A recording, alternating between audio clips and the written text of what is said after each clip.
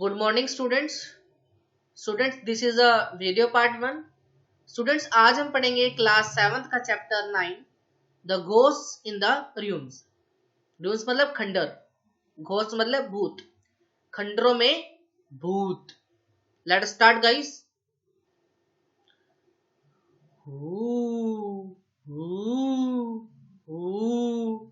Cried the wind as it swept down from the Himalaya snows। जो हवा चल रही थी वो बड़ी डरावनी आवाज करती हुई चल रही थी, और ये कहां से चल रही थी? हिमालय स्नो से ये हवा चल रही थी, और इस तरह की भयभीत भयानक आवाज निकल रही थी। It hurried over the hills and passes and hummed and moaned through the tall pines and deodars। बड़ी जल्दी बहती हुई आ रही थी। कहां से? उस पर्वतों से, हिल से। और पासिस का मतलब यहाँ पे ए रोड थ्रू माउंटेन्स है ना।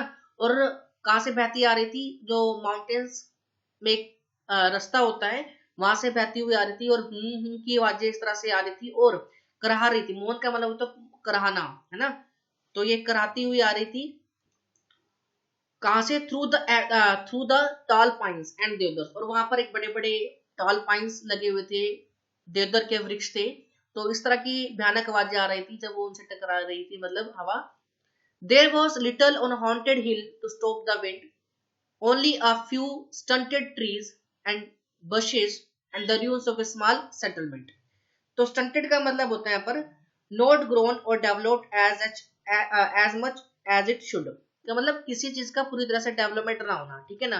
तो क्या था कि जो हवा थी, जो बह रही थी, उसको सिर्फ एक ही चीज थी वहां पर रोकने के लिए। उस जो हॉन्टेड हिल था, सिर्फ वो हवा किसके द्वारा रुकी हुई थी? Only a few stunted trees. ऐसे ट्रीज जो अभी जिनका विकास नहीं हुआ था, अभी छोटे ही थे। और झाड़ियां यानी bushes and the rooms of small settlement. और सेटलमेंट बस्ती के वहां, बस्तियों के जो वहां खंडर थे छोटे छोटे, उनकी वजह से जो हवा है वहां रुकी हुई थी। नहीं तो ये बहुत डरावनी आवाजें करते हुए करते हुए बह रही थी। On the slopes of the next hill was a village. अब उस पर्वत के, उस हिल के ढलान पर एक गांव था। People kept large stones on their tin roofs to prevent them from being blown off. जो लोग थे वो क्या करते थे? जो उनकी टीन रूफ होती थी उस पर क्या रखते थे? पत्थर रखते थे, बड़े बड़े पत्थर रखते थे, ताकि हवा के बहाव से वो उड़ ना जाए। There was nearly always a strong wind in this part. और यहाँ पर क्या होता है, इस पार्ट्स में जहाँ पे वो रह रहे थे, हवा चलती थी, स्ट्रॉन्ग हवा चलती थी। ऐसा लगता था कि तूफान टाइप हवा चलती थी उस एरिया में। 3 children were spreading clothes out to dry on a low stone wall, putting a stone on each piece। तो जो बच्चे थे, 3 बच्चे क्या कर रहे थे? वो प्रयत्न कर रहे थे क्या करने का? वो अपने कपड़े वहां पर सुखा रहे थे, और उन पत्थर के ऊपर पत्थर रख रहे थे, ताकि जो है कपड़े उड़े नहीं, है ना। तो वो कहते हैं कि पत्थरों पर अपने कपड़े सुखा रहे थे, और उस पत्थर के ऊपर एक और पत्थर रख देते थे कपड़े रख के, ताकि पत्थर से मतलब हवा से कपड़े उड़ ना जाए। 11 years old Usha, dark-haired and rose-cheeked, struggled with her grandfather's long, loose shirt। जो 11 साल की उषा थी, जिसके गहरे घने बाल थे, और रोज चिक्ड मतलब कि गुलाबी, जिसके क्या थे? गाल थे। वो बड़ा प्रयत्न कर रही थी अपने पिताजी की जो बड़ी लूज शर्ट थी उसको उसके साथ सुखाने में, कि इसको कैसे फैलाया जाए ताकि जल्दी सूख दे। Her younger brother Suresh was doing his best to hold down a bed sheet। और उसका जो छोटा ब्रदर था वो अपना बेस्ट दे रहा था उस बेडशीट को पकड़ने के लिए। While Usha's friend Binia, a slightly older girl, helped। जो उसकी फ्रेंड थी उषा की, बिनिया, वो थोड़ी उनसे बड़ी थी, वो उनकी मदद कर रही थी।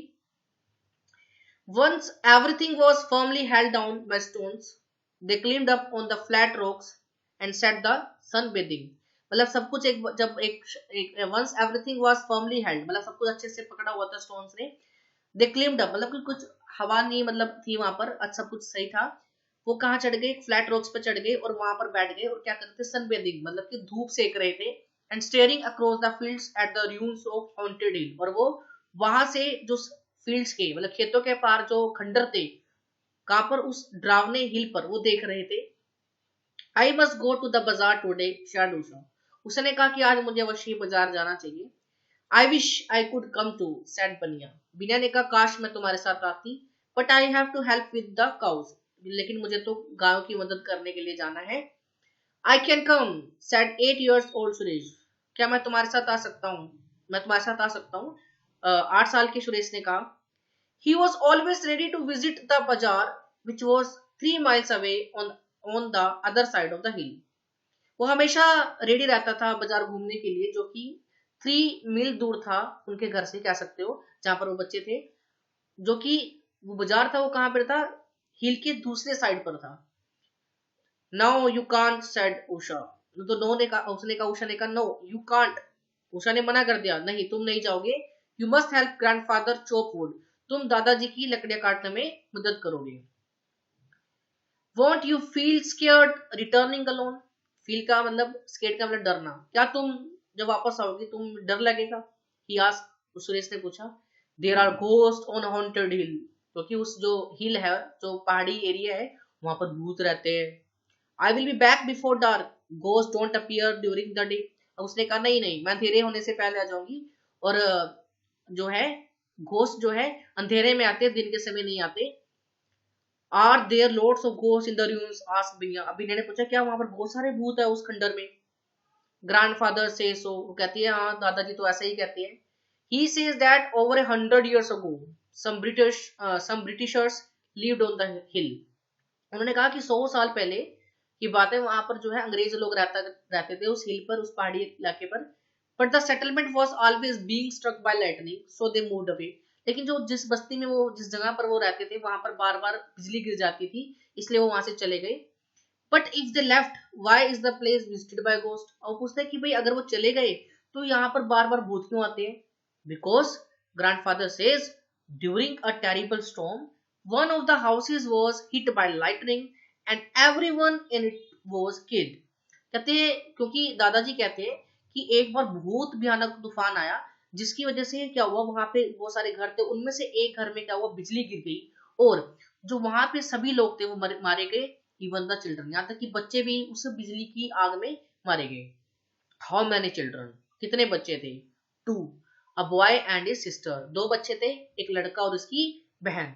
Grandfather saw them playing there in the moonlight, कहते दादाजी ने उन्हें देखा है खेलते हुए चंद्रमा के प्रकाश में, मूनलाइट मतलब चंद्रमा के प्रकाश। वाजंट ही फ्राइटेंड, क्या दादाजी डरे नहीं। No, old people don't mind ghost, अरे नहीं नहीं, बूढ़े लोग, बुजुर्ग लोग भूतों से नहीं डरते। Usha set out for the बाजार एट 2 in the afternoon, जो उषा है, उषा ने अपनी यात्रा दोपहर के 2 बजे शुरू करी। It was about an hour's walk, ये लगभग 1 घंटे की यात्रा थी। The path went through yellow fields of flowering mustard, then along the saddle of the hill, ठीक है, सैडल का मतलब हम कह सकते हैं ridge connecting to high areas, मतलब कि जो 2 एरियाज को कनेक्ट करे, ऐसा रास्ता। तो जो रास्ता है वो एक येलो फील्ड्स, मतलब कि जो सरसों वाला खेत है, जो सरसों का खेत है वहां से होकर गुजरता था, और सैडल था वहां पर 2 हिल्स को जो कनेक्ट करता था, ऐसा सिस्टम था वहां पर। And set up straight through the room, तो सीधा खंडर की तरफ को जाता था। Usha had often gone that way to shop at the bazaar और to see her aunt who lived in the town nearby, Usha अक्सर जाती रहती थी, जब वो बाजार जाती थी शॉपिंग करने के लिए, तब उस रास्ते से जाती थी, या फिर अपनी आंट से मिलने के लिए जाती थी, जो कि उस टाउन पर रहती थी, उसके आसपास ही रहती थी उस टाउन के। Wild flowers bloomed on the crumbling walls of the ruins and a wild plume tree grew straight out of the floor of what had once been a hall, तो जो वहां पे जो खंडर है, वहां पर जो वाइल्ड फ्लावर्स है, जो जंगली फ्लावर्स है, वो खिले हुए थे, जो क्रम्बलिंग, जो टुकड़े टुकड़े हुई दीवार हुई थी ना, जो वो दीवार टूटे टुकड़े टुकड़े पड़े थे दीवार के, तो वहां पर जो है फ्लावर्स खिले हुए थे उस खंडर की दीवार पे। और वाइल्ड प्लूम ट्री जो है वो सीधे खड़े हुए थे, मतलब लगे हुए थे, और उस फ्लोर पे थे सारे के सारे जो पहले कभी होल हुआ करता था। तो कहते हैं कि जो खंडर में जो दीवार टूटी हुई थी, वहां पर वाइल्ड फ्लावर्स मतलब कि जंगली फूल खिले हुए थे, और जो वाइल्ड प्लूम ट्री है वो उगे हुए थे। It was covered with soft white blossoms, ठीक है, तो वहां पर क्या है, व्हाइट ब्लूजम्स मतलब व्हाइट तरह के फूल थे वहां पर, सॉफ्ट थे। Lizards scuttled over the stones, यहाँ पे स्कटल्ड का मतलब है बेटा run हरिडली with short quick step, मतलब फटाफट से भाग जाना। जो लिजर्ड्स थी, जो छिपकलियां थी, वो आसपास स्टोन के आसपास भाग रही थी। वाइल ए विस्लिंग थ्रश, जो थ्रश है वो गाना गा रही थी या सीटी बजा रही थी, जो थ्रश पक्षी है, its deep purple plumage glistening in the sunshine. Plumage का मतलब होता है पंख, ठीक है ना, इसे किसी के जो पक्षी के पंख होते हैं, फैदर होते हैं, और यहाँ पे ग्लिस्टनिंग का मतलब होता है शाइनिंग, और उस थ्रश पक्षी के जो पंख है वो चमक रहे थे सनशाइन में। सेट ऑन ए विंडो सिल, और वो क्या बैठी हुई थी, जो दहलीज होती है खिड़की की, and sang it heart out, और जो थ्रश पक्षी है वो क्या कर रहा था, गाना गा रहा था। तो वहां पे जो खंडर का दृश्य है वो बताती है कि ऐसा ऐसा वहां हुआ था कि पेड़ जो है उगे हुए थे, फ्लावर उगे हुए थे, और क्या हुआ था, जो लिजर्ड है इधर उधर भाग रही थी, जो थ्रश पक्षी है वो विस्लिंग बज कर रहा था, उसके जो पंख है वो चमकदार लग रहे थे, और वो जो विंडो है, जो विंडो की दहलीज है उस पर बैठी हुई दिल से गाना गा रही थी। Usha sang too as she skipped lightly along the path, तो वो भी जैसे लाइटली से मतलब धीरे धीरे रास्ते से जा रही थी, तो वो भी गाना गा रही थी। which dipped steeply down to the valley, जो कि रास्ता कहाँ जाता था, वैली की तरफ जाता था, and led to the little town, और जो कि वो रास्ता आगे से निकलते हुए कहाँ जाता था, लिटिल टाउन की तरफ जाता था। with this quaint बाजार, क्वाइंट का मतलब होता है यहाँ पर कि अट्रैक्टिव इन एन अनयूजुअल वे, ठीक है, जो रास्ता जो बाजार की तरफ जाता था वो बड़ा ही क्या था, अट्रैक्टिव था, ठीक है, वहां पर तरह तरह के सामान मिलते होंगे, ठीक है।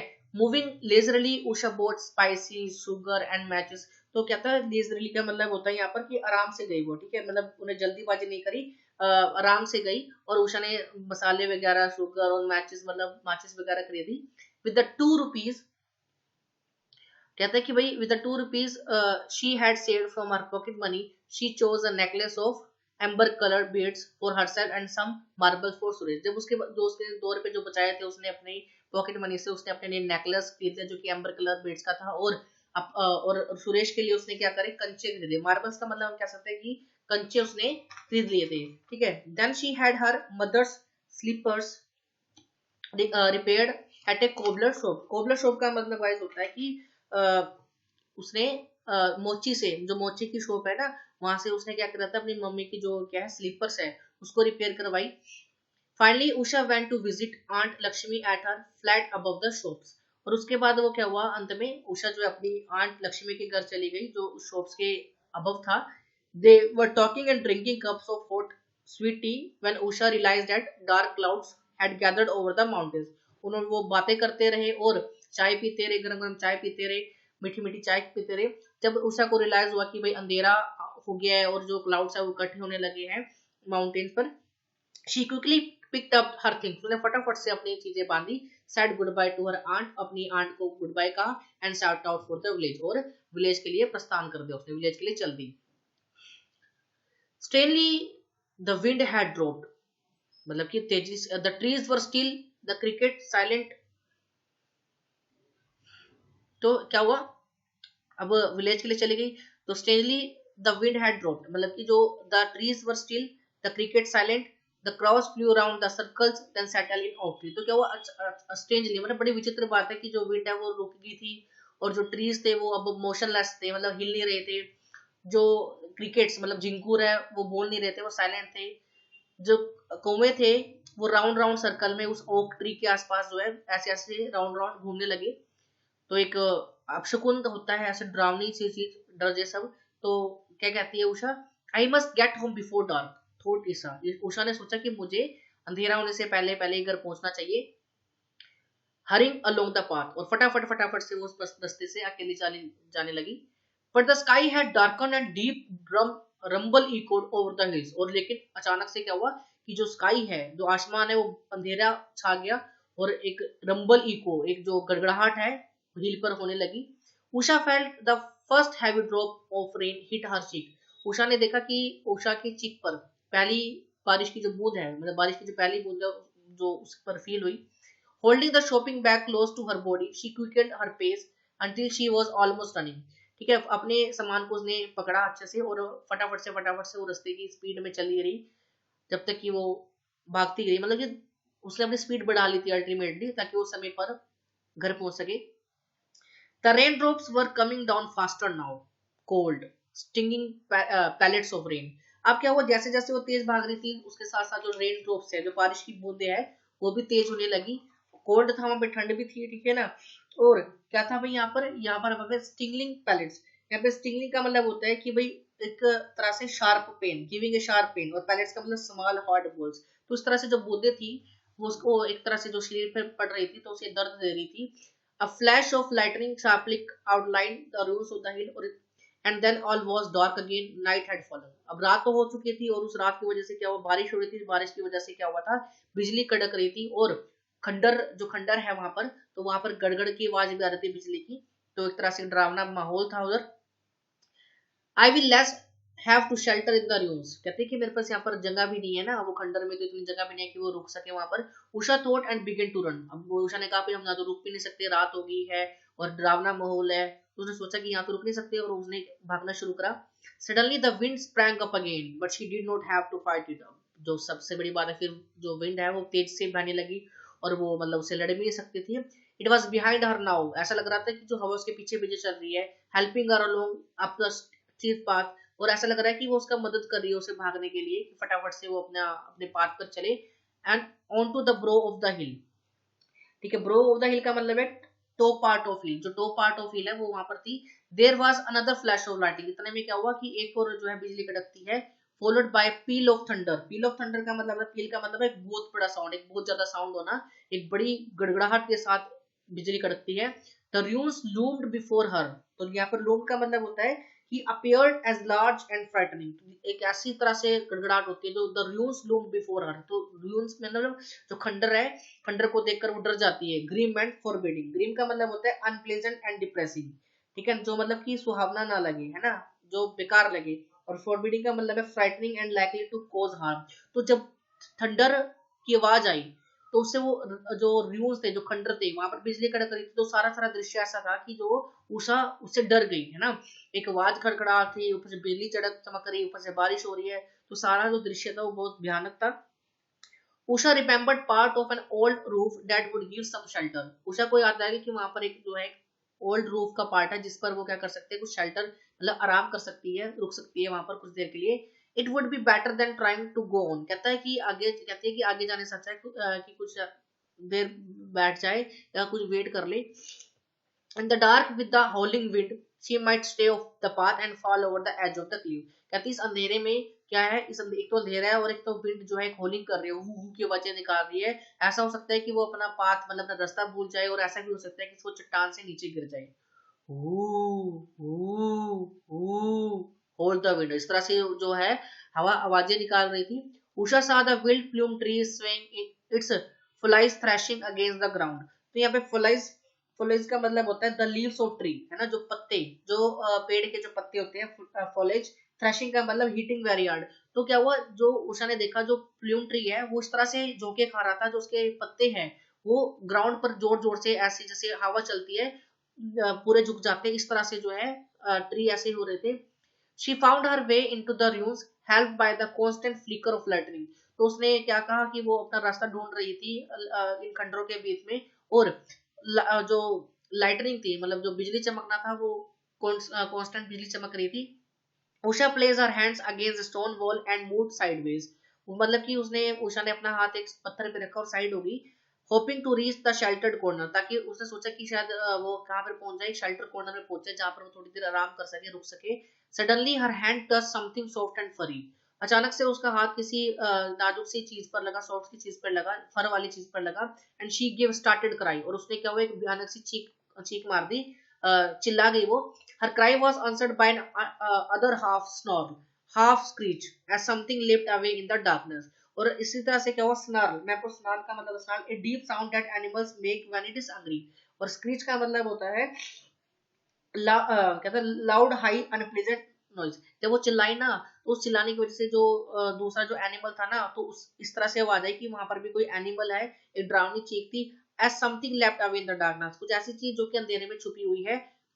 With a sign of relief Usha realised that it was the cat that lived in the rooms, लेकिन उषा को जब सांस में सांस आई, जब उसे ये महसूस हुआ कि ये तो एक बिल्ली है जो कि उस खंडर में रहती है।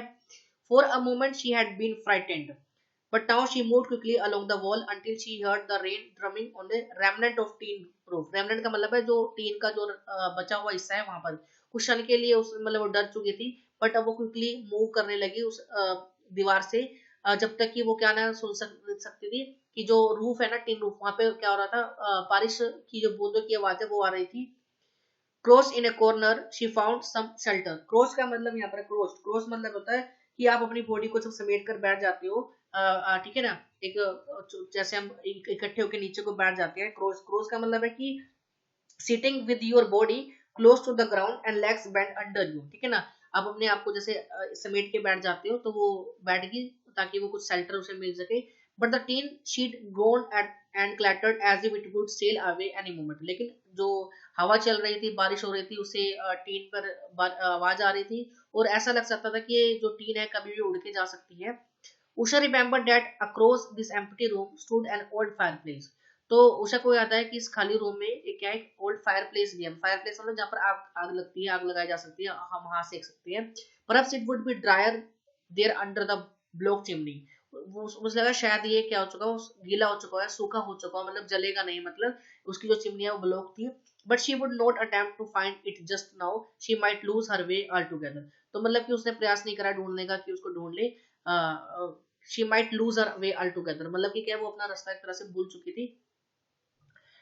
Her clothes were soaked and water streamed down from her hair, forming a puddle at the feet। कहता जो उसके कपड़े थे वो बुरी तरह से भीग चुके थे, ठीक है, पानी से, और पानी उसमें से उसके बालों से बह रहा था, उसके पूरे शरीर से पानी निकल रहा था जो कि उसके पैरों में आके इकट्ठा हो रहा था, जो कि कीचड़ बन गया था, है ना।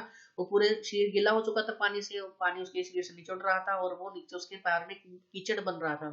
She thought she heard a faint cry, the cat again। उन्हें सोचा कि उसने फिर से एक बिल्ली की आवाज सुनी है, और एन आउल, हो सकता है वो उल्लू है, हो सकता है कि वो कैट है। Then the storm blotted out all other sounds.